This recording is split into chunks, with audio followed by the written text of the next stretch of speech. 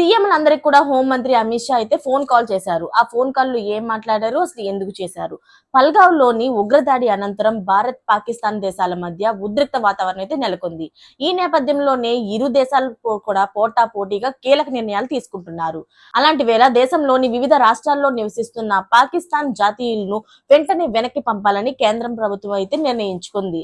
అయితే ఈ విషయాన్ని శుక్రవారం దేశంలోని రాష్ట్రాల్లోని అన్ని ముఖ్యమంత్రులకు కూడా ఆయన స్వయంగా ఫోన్ చేసి వారికి ఇదే విషయాన్ని చెప్పారు. మీ రాష్ట్రాల్లో నివసిస్తున్న పాకిస్తానీలను గుర్తించి వారిని పాకిస్తాన్ కు పంపేలా సూచనలు చేశారు. అలాగే మరోవైపు పల్గామ్ ఉగ్రదాడిలోని పాకిస్తాన్ ప్రమేయం ఉందని భారత్ తగిన ఆధారాలను సేకరించి అందుకు సంబంధించిన ఆధారాలను ఇప్పటికే వివిధ దేశాలకు చెందిన విదేశీ కార్యదర్శులకైతే భారత విదేశీ వ్యవహారాల కార్యదర్శి విక్రమ్ మిశ్రీ అందజేశారు. మరోవైపు చూసినట్లయితే భారతదేశంలోని పర్యటిస్తున్న పాకిస్తానీలను 48 గంటల లోపు దేశం విడిచిపోవాలంటూ కూడా ఆదేశాలు జారీ చేశారు.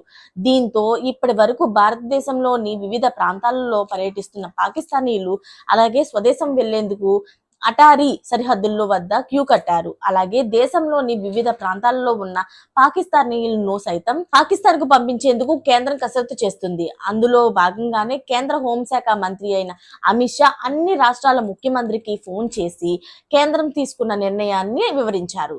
అయితే మీకు పూర్తి వివరాలన్నీ కూడా అర్థమయ్యే ఉంటాయి. మరిన్ని లేటెస్ట్ అప్డేట్స్ కోసం ఛానల్ ని సబ్స్క్రైబ్ చేసుకోండి. Thanks for watching friends.